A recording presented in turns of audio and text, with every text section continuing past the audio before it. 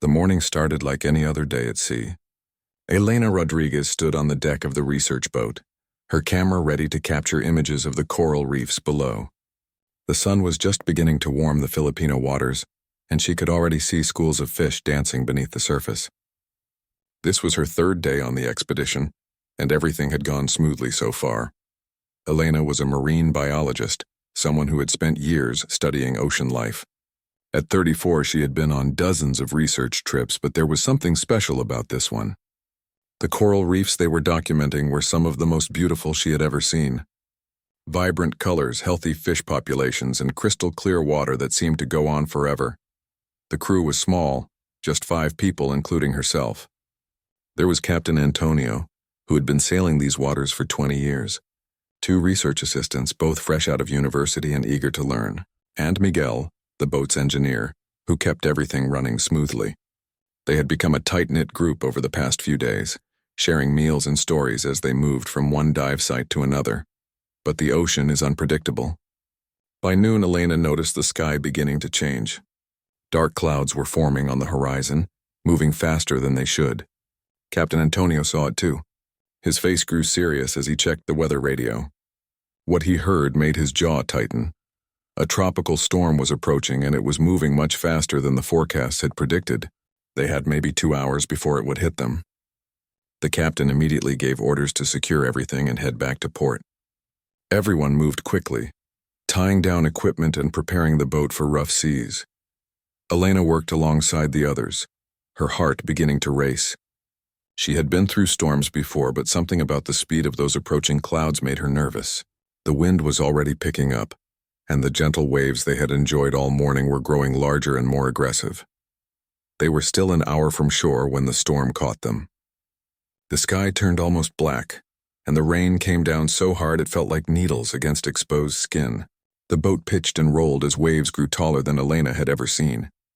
She gripped the railing, trying to stay on her feet as water washed across the deck. Captain Antonio was shouting orders, but the wind was so loud that Elena could barely hear him. One of the research assistants was below deck, seasick and terrified. Miguel was desperately trying to keep the engine running while waves crashed over the bow. The boat groaned and creaked with each impact, and Elena wondered if it would hold together. Then she saw it. A large container that held their diving equipment had broken loose. It was sliding across the deck with each roll of the boat, threatening to crash through the railing or hurt someone. Without thinking, Elena let go of her handhold and lunged for the container, trying to secure it before it caused damage. It was the last decision she would make on that boat. As she reached for the container, a massive wave hit the side of the vessel. The boat tilted at an impossible angle, and Elena felt her feet leave the deck. For a moment, she seemed to hang in the air. Then she was falling, tumbling through space with the roar of the ocean all around her. The cold water hit her like a wall. She went under immediately, salt water filling her nose and mouth. Panic seized her as she struggled to figure out which way was up. Her lungs burned. She kicked desperately, and finally her head broke the surface. She gasped for air, coughing and choking. The boat was already several meters away, being pushed by the wind and waves. She could see figures on deck, and she screamed for help. But her voice was nothing compared to the storm. She tried to swim toward the boat, but the current was too strong. Within seconds, the vessel was even farther away, disappearing and reappearing between the massive swells. Elena treaded water, her mind racing. She had been trained for emergencies, but being alone in open ocean during a storm was different from any drill. The waves lifted her up and dropped her down, each one feeling like it might be the one to push her under for good. Then she saw something floating nearby. The container she had tried to secure had gone overboard with her. It was a large cooler, bright orange and designed to float. She swam toward it with every ounce of strength she had. When her hands finally closed around it, she pulled herself on top, hugging it like a life raft. The storm raged through the afternoon and into the night. Elena clung to the cooler, unable to do anything but hold on and pray. Waves washed over her constantly. She was sick from swallowing seawater. Her arms ached from gripping the cooler so tightly. Several times she nearly let go, nearly gave up. But something deep inside kept her holding on. She thought about her family back home in Vancouver. Her mother, who worried every time Elena went to sea. Her father, who had taught her to swim and camp and never give up. Her younger brother, who looked up to her and always said she was braver than anyone he knew. She couldn't let them find out she had died this way. When dawn finally came, the storm had passed. The sea was still rough, but nothing like the nightmare of the previous day. Elena was exhausted, sunburned, and desperately thirsty. Her lips were cracked and swollen. Every muscle in her body screamed in pain. She lifted her head and looked around. Water in every direction. No boat, no land. No sign of any other human being. The research vessel was long gone, either sunk or safely back in port. Either way, they would have told authorities she was lost at sea. They probably searched for a while, but in those conditions in that vast ocean, finding one person would have been impossible. Elena put her head back down on the cooler and closed her eyes. She was alive, but for how long? Without fresh water, without shelter from the sun, without any way to signal for help, her chances were slim. The ocean stretched endlessly in all directions, indifferent to whether she lived or died. But she was still breathing. And as long as she was breathing, she would keep fighting. The sun was merciless. Elena had thought the storm was the worst thing that could happen to her. But she was wrong. The heat during the day was unbearable. Her skin blistered and peeled. Her tongue felt like sandpaper in her mouth. She tried to wet her lips with seawater, but that only made the thirst worse. Time became strange out there on the ocean. She would drift in and out of consciousness, not sure if she was sleeping or hallucinating. Sometimes she saw her brother waving to her from a boat that disappeared when she opened her eyes fully. Other times she heard her mother calling her name. The loneliness was almost worse than the physical pain. She lost track of how long she had been floating. 1 day, 2 days. The sun rose and set, but counting felt pointless when each moment was about simply surviving the next wave, the next hour, the next burning ray of sunshine. On what she thought might be the second morning, Elena noticed something different. The color of the water had changed slightly. It wasn't the deep blue of the open ocean anymore. There was a hint of green, and when she looked down, she thought she could see the shadow of something below. A reef, maybe? That would mean land might be nearby. She tried to paddle with her arms, but she was so weak. The cooler moved slowly through the water. Her vision kept blurring, and she had to stop every few minutes to rest. But the water definitely looked different now, shallower.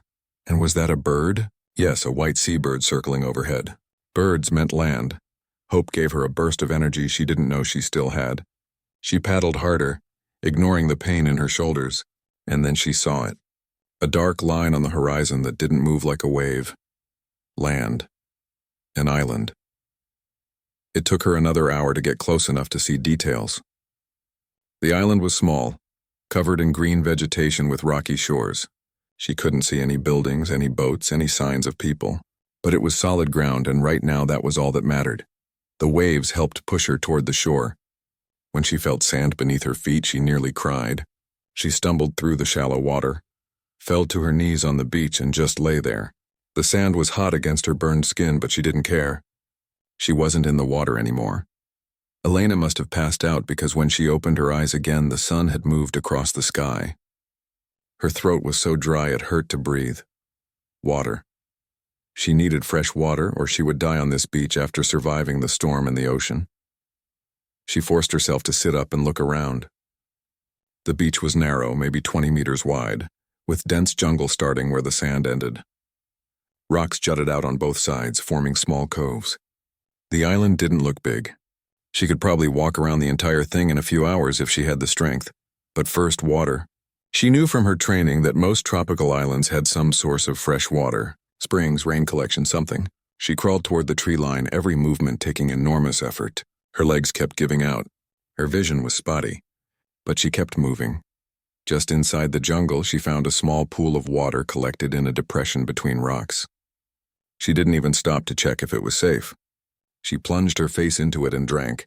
The water was warm and tasted slightly of earth and leaves, but it was the most beautiful thing she had ever experienced. She drank until her stomach hurt, then lay beside the pool, gasping.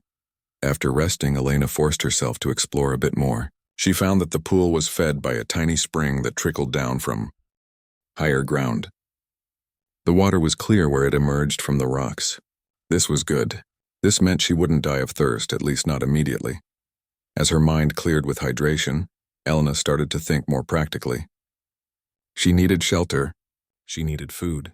She needed to figure out where she was and if there was any chance of rescue. The island looked uninhabited, but maybe fishing boats passed nearby. Maybe planes flew overhead. She found a spot near the spring where several large trees created natural shade. The ground was relatively flat and protected from the wind. This would be her camp. Using what little strength she had recovered, she gathered palm fronds and created a basic lean-to against one of the trees. It wasn't much, but it would keep the sun off during the day and maybe provide some protection if it rained. That night, Elena sat under her makeshift shelter and truly understood her situation for the first time. She was alone on an unnamed island somewhere in the Philippine Sea. The research boat had surely reported her lost. Her family had probably been notified. They might be holding a memorial service right now, crying over photographs, believing she was gone. The thought of her mother's face made Elena's chest ache. They had talked on the phone the morning before the expedition left port. Her mother had reminded her to be careful, like always. Elena had laughed and promised she would be fine. She had done this 100 times before. Now her family thought she was dead. And maybe she would be eventually. The island had water, which was crucial, but she needed food. She needed a way to signal passing ships or planes. She needed so many things and had nothing but her knowledge and whatever she could find on this tiny piece of land. Elena looked up at the stars. They were incredibly bright here, away from any city lights. She found the constellations her father had taught her as a child. Orion, the Big Dipper, the same stars her family could see from home, though from a different angle. Somehow that made her feel a little less alone. She thought about all the survival shows she had watched, all the training she had received as a marine biologist working in remote locations. She knew about edible plants and fishing techniques. She knew how to start a fire, in theory at least. She had knowledge that could keep her alive. But knowledge and actually doing it were two different things. Tomorrow she would need to find food. She would need to explore the entire island and assess what resources were available. She would need to create a signal that could be seen from far away. Tomorrow she would start truly fighting for her survival. Tonight, exhausted and overwhelmed, Elena curled up under her shelter of palm leaves and closed her eyes. She was alive. Against all odds, she had made it through the storm and found land. The ocean had tried to take her, but she was still here. And she intended to stay that way no matter what it took. Elena woke to the sound of birds. For a brief, wonderful moment, she forgot where she was. Then reality came crashing back. Her body ached everywhere. Her sunburned skin felt tight and painful. Her stomach was completely empty, cramping with hunger.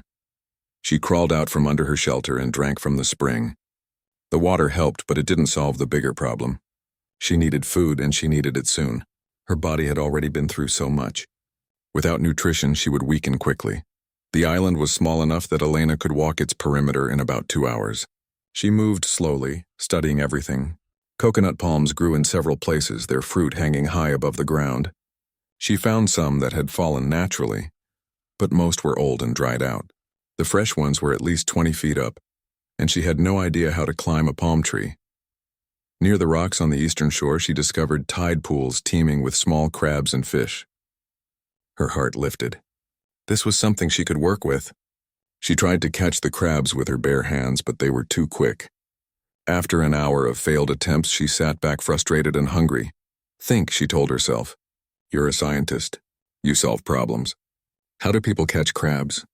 She remembered watching fishermen as a child. They used traps or nets or baited lines. She had none of those things, but she could make something. She spent the rest of the morning weaving strips of palm fronds into a basic basket shape. It wasn't pretty, but it might work as a simple trap. She placed the trap in a tide pool with some rotting fruit inside as bait, then wedged rocks around it to hold it in place. Now she had to wait. Patience wasn't easy when her stomach felt like it was eating itself, but she forced herself to work on other tasks. Fire was the next priority. Elena gathered dry wood and made a pile near her shelter. She knew the theory of starting a fire by friction, but actually doing it was brutal. She found a straight stick and a flat piece of wood. For hours, she spun the stick between her palms, pressing down hard, trying to create enough friction to make an ember. Her hands blistered. Her arms trembled with exhaustion. The stick slipped repeatedly. She wanted to cry, to scream, to give up, but she kept going. Just as the sun was starting to set, she saw a tiny wisp of smoke. Then a small coal glowed in the dust she had created. With shaking hands, Elena transferred the coal to a pile of dry grass and palm fibers she had prepared. She blew on it gently, and suddenly there were flames, fire. She had made fire. She laughed out loud, a slightly wild sound that startled even herself. That night, she sat beside her fire and checked the trap. Inside were two small crabs, their claws waving angrily. Elena felt a pang of guilt as she killed them quickly, the way she had been taught. She cooked them over the fire, eating every bit of meat she could pull from the shells. It wasn't much, but it was food. Real food. The days began to blur together. Elena developed a routine because routine kept her sane. She woke at dawn and drank from the spring. She checked her traps and reset them. She gathered firewood. She explored different parts of the island, learning which plants were edible and which would make her sick. She found that certain types of seaweed were safe to eat, though they tasted terrible. Young bamboo shoots growing near the center of the island could be roasted. There were small fish in the shallow waters that she learned to spear using a sharpened stick. It took dozens of tries before she succeeded, but when she finally caught her first fish, she felt like she had won a championship. But the loneliness was crushing. Elena talked to herself constantly, narrating what she was doing just to hear a human voice. She named the crabs that regularly visited her camp. There was Old Man, who was missing a claw, Quicksilver, who was impossibly fast, Red Spot, who had a distinctive marking on his shell. She kept a calendar by carving lines into a tree trunk near her shelter. One line for each day. Watching those lines accumulate was both comforting and terrifying.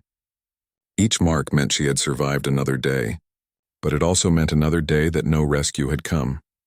3 weeks in, Elena climbed to the highest point on the island, a rocky outcrop that gave her a view in all directions. She spent hours there watching the horizon for any sign of a boat or plane. Nothing. Just endless ocean and sky. She built a signal fire at the highest point, gathering the driest wood she could find and placing green leaves nearby. If she saw anything, she could light it quickly and create smoke. But days passed with nothing to signal. The isolation did strange things to her mind. She had conversations with people who weren't there. She imagined her father giving her advice on building a better fish trap. She heard her mother singing the lullabies from her childhood. Sometimes she wasn't sure what was real and what was in her head, but Elena also discovered something unexpected.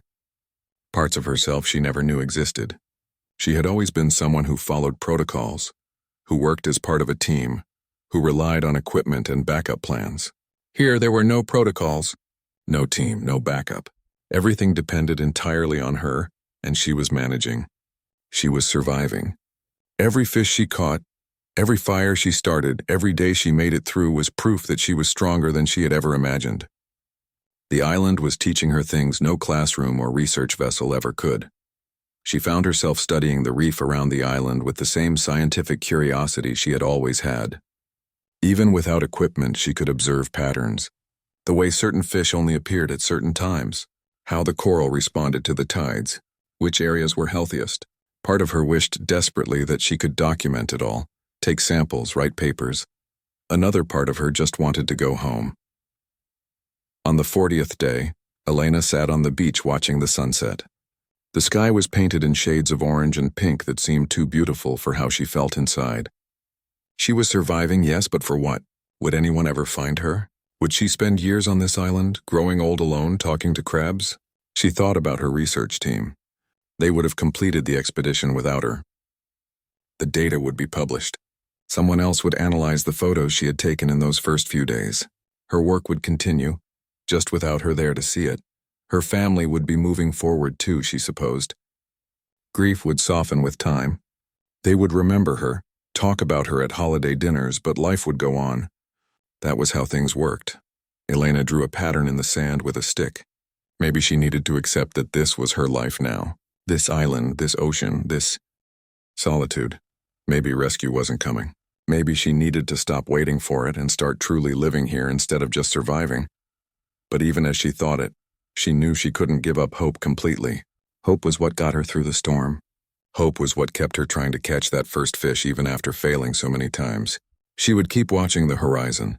She would keep her signal fire ready, because somewhere out there beyond the endless water, people she loved were still living their lives, and somehow, someday she wanted to be part of that world again. The morning of day 112 started like all the others. Elena woke with the sun, stretched her sore muscles, and walked down to the spring for water. She had stopped counting the days obsessively, but the marks on the tree were there. More than 3 months. A quarter of a year alone on this island. She was different now. Leaner, darker from the sun, with calloused hands and feet. Her hair had grown wild and tangled. She had fashioned clothes from woven palm fronds after her original clothes had rotted away.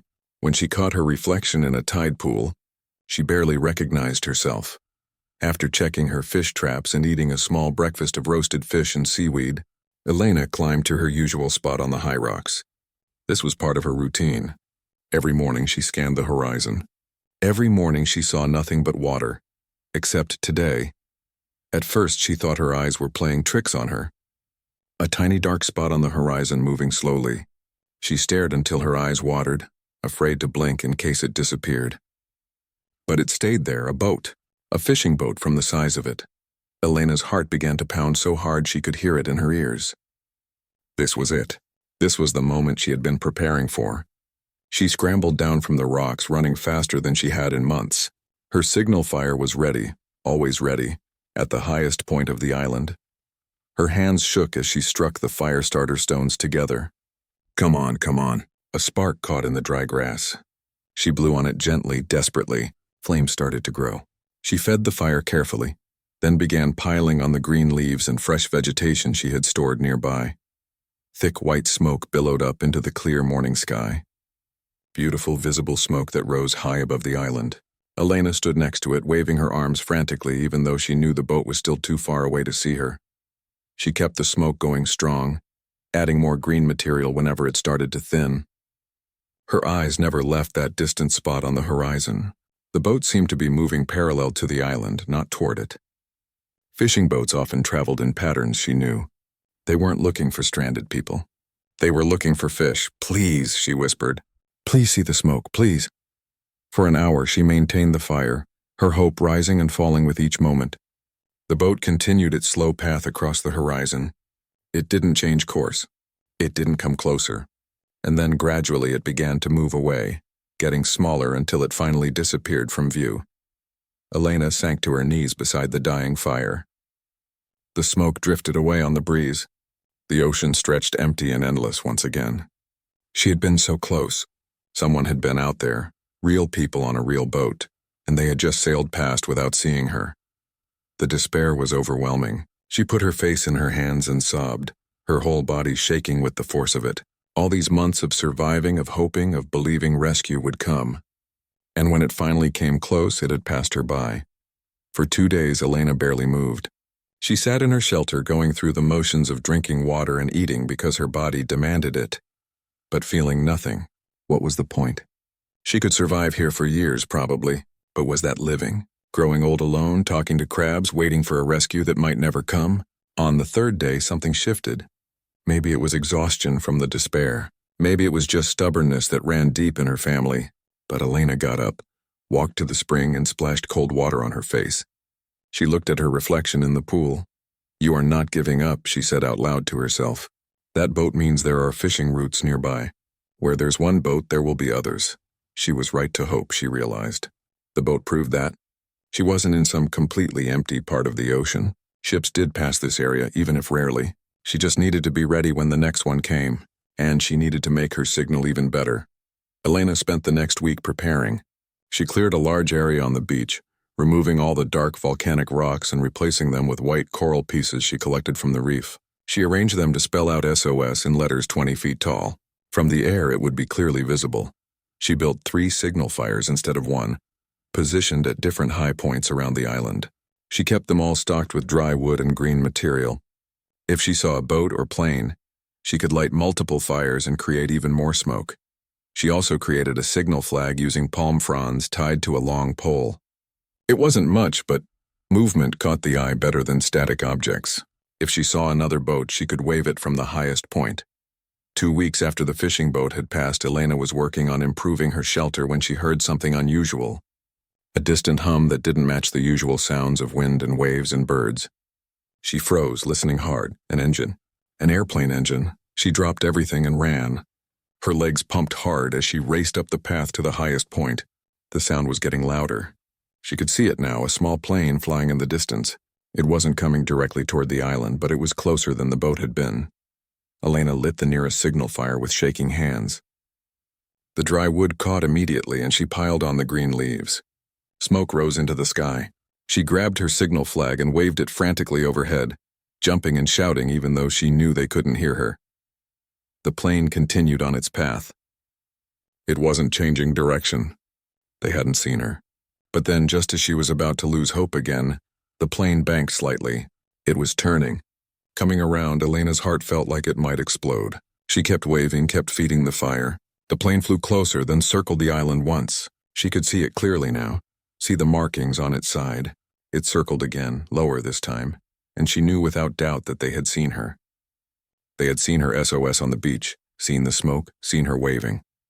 The plane circled one more time, then straightened out and flew away. But this time Elena didn't feel despair. They had seen her. They knew she was here. They would send help. The plane was probably heading back to report her location right now.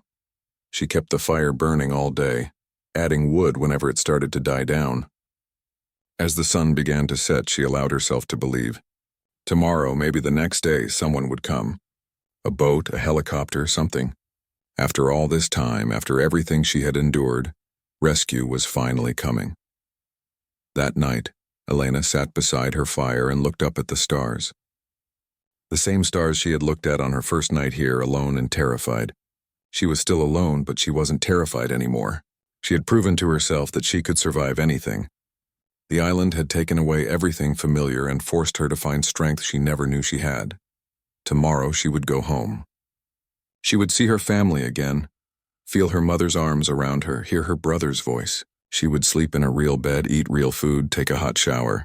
All the simple things she had taken for granted before. But part of her would always stay here on this island. The part that had learned to catch fish with a sharpened stick.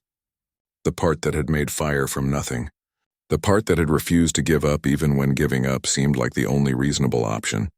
The ocean had tried to take her. The island had tested her. And she had survived both. Now it was time to go home and show everyone that she was still here, still fighting, still alive. The Coast Guard vessel appeared on the horizon just after noon the next day. Elena saw it from her lookout point and felt her knees go weak. This was real. This was actually happening. After 127 days on the island, she was finally going home. She waved from the beach as the vessel approached, tears streaming down her face. A smaller boat was lowered into the water with 3 crew members aboard. They navigated carefully through the reef and pulled up onto the sand. The first person to reach her was a young officer who looked almost as emotional as she felt. "Elena Rodriguez?" he asked in accented English, though his voice was gentle. She nodded, unable to speak. The officer smiled and said something into his radio. Then he turned back to her with kind eyes. "You're safe now. We're taking you home." The ride back to the main vessel was a blur. The crew wrapped her in blankets even though the day was warm. They gave her water and simple food, warning her not to eat too much too quickly. On the ship, a medic examined her while asking questions about her health. They seemed amazed that she was in relatively good condition given what she had been through. The captain of the vessel was a weathered man with gray in his beard. He shook his head in wonder as Elena told him briefly about the storm in the island. "Your research team reported you lost at sea 4 months ago," he said quietly.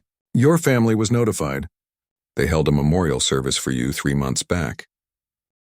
Elena's stomach dropped. A memorial service? Her family had said goodbye to her, believing she was dead. The grief they must have felt, the pain of losing her. And now they would learn she was alive. The shock of it was almost as overwhelming as the rescue itself. "Can I call them?" she asked, her voice cracking. "As soon as we reach port. A few more hours." Those hours felt longer than some of the days on the island. Elena sat on the deck, wrapped in a blanket, watching the ocean pass by. She was leaving behind the island that had been her prison and her teacher. Part of her felt strange about it, like she was abandoning something important. When they finally docked, there was a crowd of people waiting. Reporters with cameras, officials with clipboards, medical personnel with a stretcher that Elena insisted she didn't need. The noise and chaos after so much silence was overwhelming.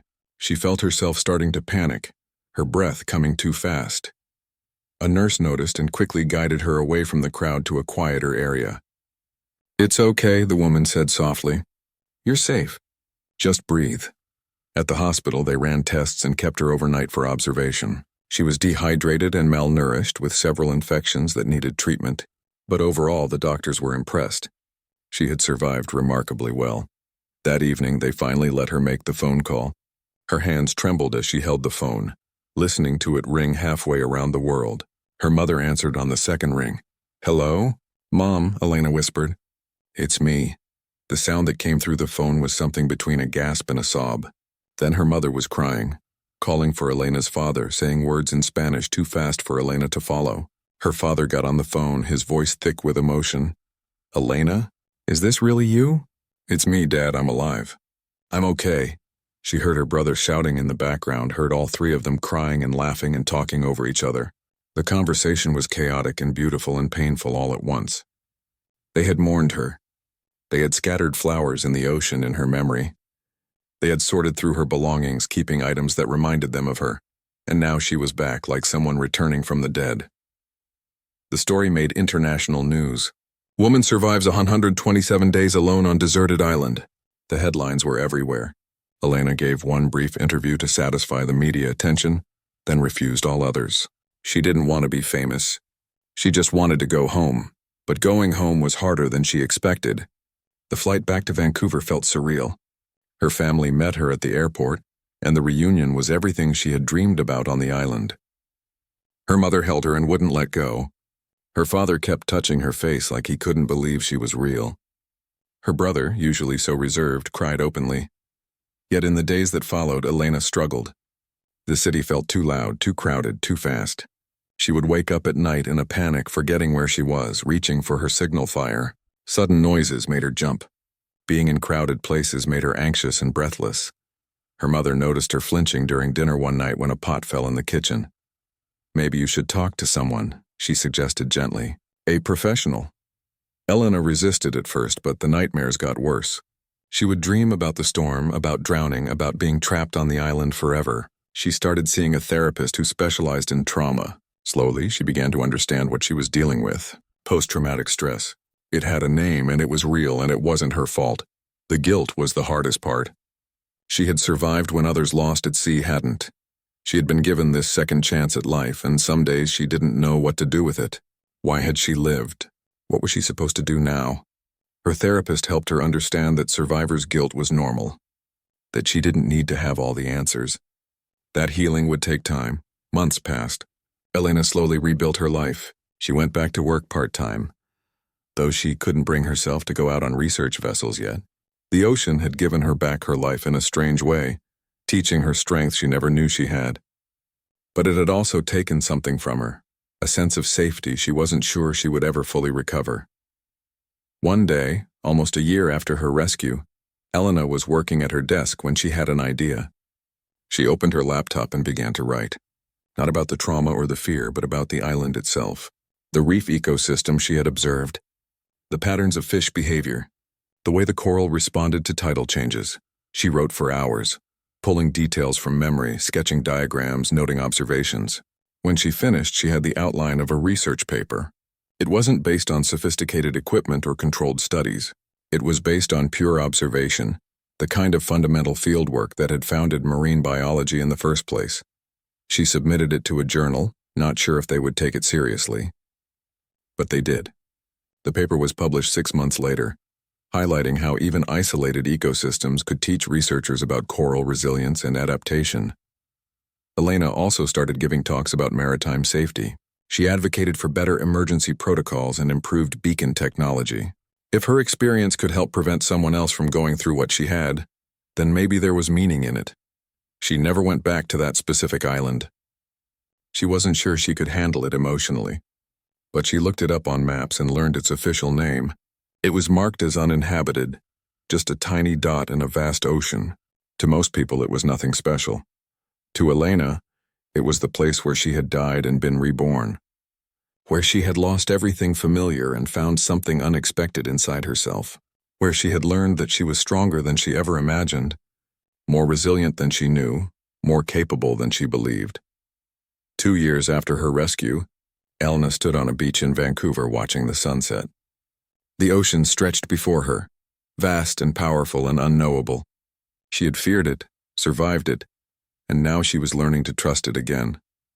Her brother walked up beside her watching the waves. "Do you ever regret it?" he asked, going back to marine biology. After everything? Elena thought about it. The easy answer would be yes, but the truth was more complicated. "The ocean tried to take me," she said quietly, "but it also taught me something important. It taught me that I'm stronger than I think, that I can survive things I never believed possible, that I have a resilience inside me that nothing can break." She smiled, watching a seabird dive into the waves. "I'm not the same person who went out on that research boat. That woman was good at her job, but she didn't really know herself. She hadn't been tested. She relied on equipment and teams and safety protocols. And now?" her brother asked. "Now I know what I'm capable of. I know that if everything gets stripped away, if I lose everything, I'll still find a way forward. That's a gift in a strange way. The island gave me that." As the sun dipped below the horizon, painting the sky in shades of orange and pink, Elena felt something settle inside her. Peace, maybe. Or acceptance. She would always carry the island with her. The loneliness, the fear, the struggle, but also the strength, the determination, the absolute refusal to give up. The sea had tried to take her, but she had learned to survive. And in surviving, she had discovered who she really was.